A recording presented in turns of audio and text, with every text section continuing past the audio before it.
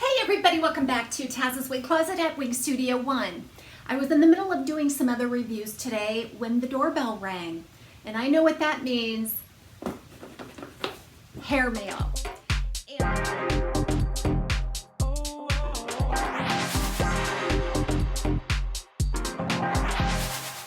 And I'm anticipating getting a style. I kind of fretted over this for a while. What wigs am I going to take with me to Las Vegas? And the last time I went to Las Vegas, I took Jon Renau's Rachel. And while I still have Rachel in the 12 FS8, I kind of wanted a fresh color. I really love Palm Springs Blonde. So I went ahead and ordered that style for myself to take to Las Vegas. So I thought I would do an unboxing while we have you right here. So here it is in the box. And I just started it a little bit with the box cutter so I could get into the package. But isn't this fun? I love hair mail too. And it seems like I have millions of wigs that I could choose from to take on vacation with me. But you know, a lot of times the wigs that I have, are wigs that I keep on hand to show all of you. They're not necessarily ones that I'm excited about wearing. So I'm really excited about this one. I love Rachel. Rachel is a hand-tied wig by Jon Renau. It's very, very comfortable. It's beautiful if you have it down, and it's extraordinary in an updo. There's a lot of great realism, so if the wind is blowing a little bit, it's just no dead giveaways on this one. So let's see.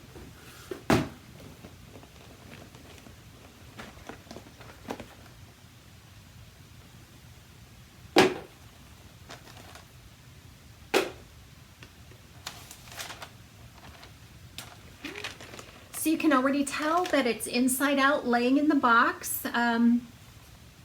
Yeah, there's a net, it just kind of came off. But there's still a net to secure the fiber around. And then look at that cap. So there's a glimpse at that hand-tied cap. You've got a hand-tied single monofilament top, a hand-tied lace front, and then a hand-tied base mesh, kind of a mesh base on this. It's beautiful.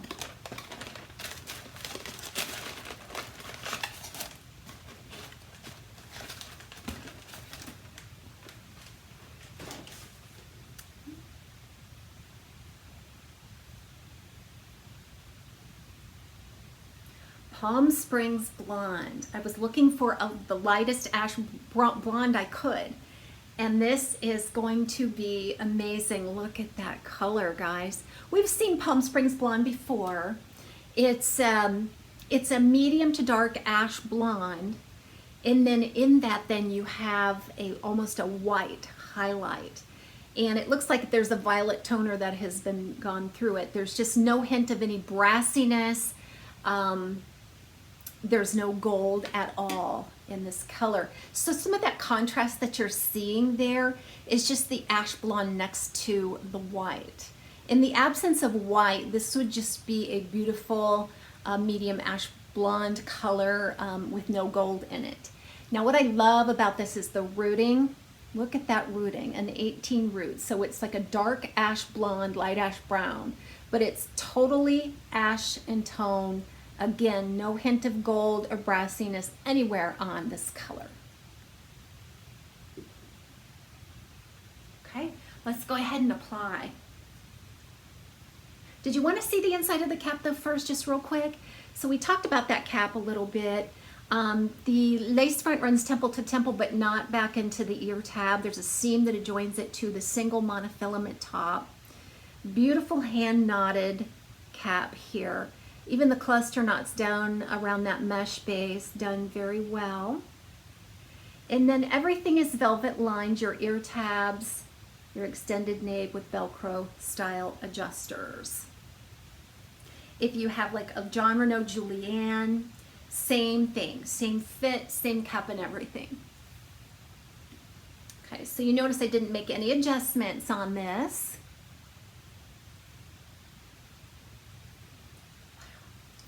Love it. All right, so I made no adjustments on this cap and it fits me fairly well. I think I'll go in and just cinch them in a little bit, but for the most part, this just feels very average right out of the box. You could let it out to probably average large and you can cinch it in down to a petite average. Wow, I can't wait to start working on this one. I'm gonna go ahead and make that adjustment though, because I'm already sensing it moving around a little bit as I'm trying to style. I like how everything is enclosed in that cap too.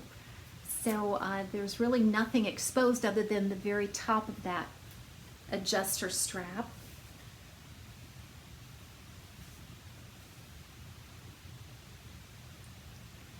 Look at that lace front.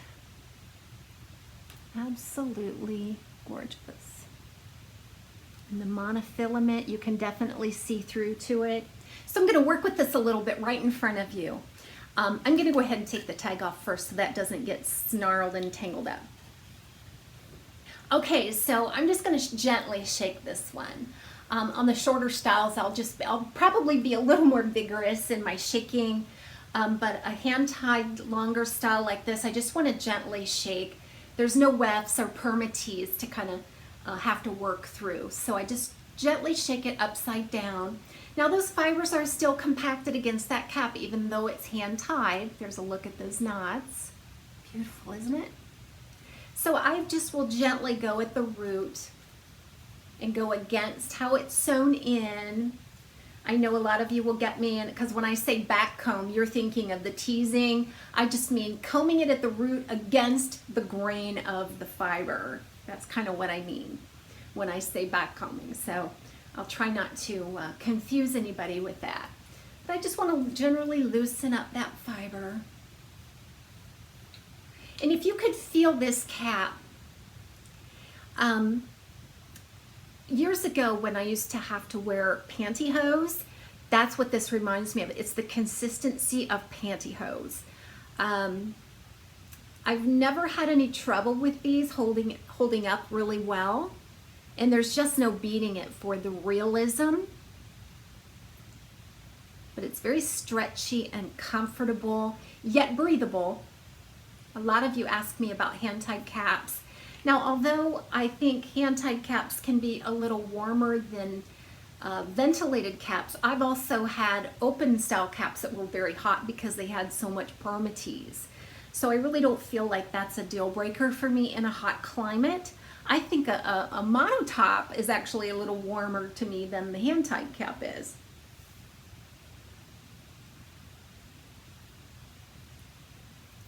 Okay, so you can see that it's starting to look like Rachel, but I don't think it's wearable just yet. I really feel like I have to do something with the front.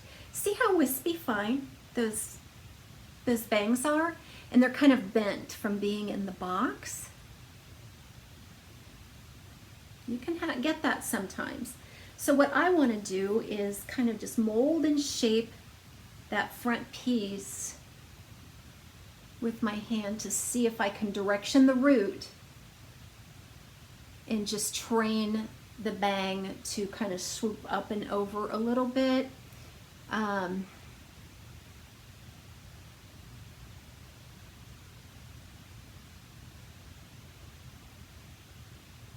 So it's already starting to, and because that bang is just so feathery, that's exactly how I want to wear it. I want to feather it back.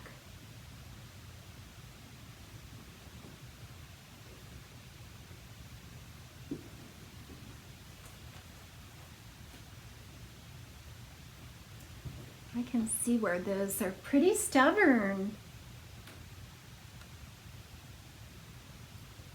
So I'll just have to divide the hair, make a part where it makes sense for me, and just start training it. Very easy to run a comb through. Now these curls are more of a wave, just kind of like a broken spiral, very, very loose spiral. I've seen several Rachels and they all have a variable kind of curl pattern to them, but they're all easy to run your comb through, so you don't have to worry about losing the curl pattern too much by running a comb through Rachel. Now sister style to Rachel is Heidi. I think you all remember that. And Heidi has a lace front monotop, but then is open wefted sides and back and has a lot of permatease. So even though the basic measurements of Rachel are the same as Heidi, you're gonna see some differences. Just because there's no permatease, it's gonna lay a little bit differently on Rachel.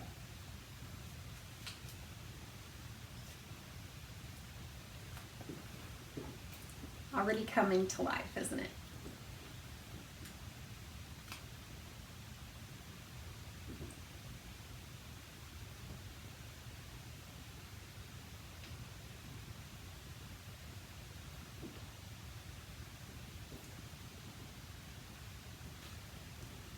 So what I think I'm going to do is just continue to work on the front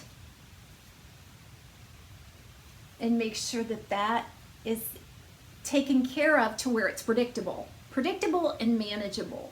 So like I said, Rachel is beautiful right out of the box, a little bit of combing, worn down, but absolutely spectacular for an evening look.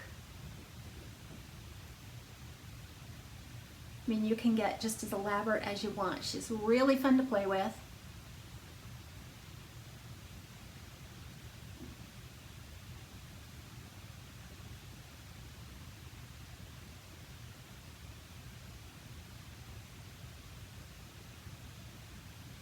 And I would have to secure this bun a little better if I were actually going out like this, but it's absolutely gorgeous, gorgeous.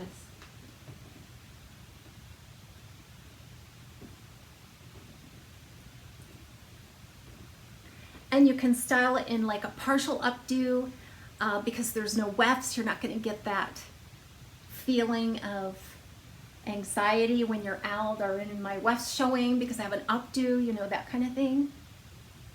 Where they really took down those bangs though. Look how wispy. There's no body in them.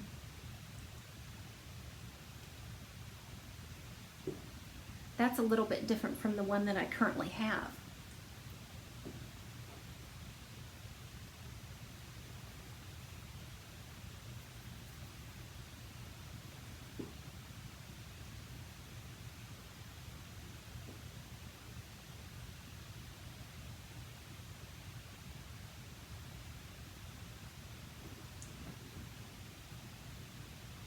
So thanks a lot for hanging out with me today in my anticipation of hair mail to my doorstep. Rachel, an FS17 101 S18 Palm Springs Blonde. See you all next time on Taz's Wig Closet at Wig Studio 1.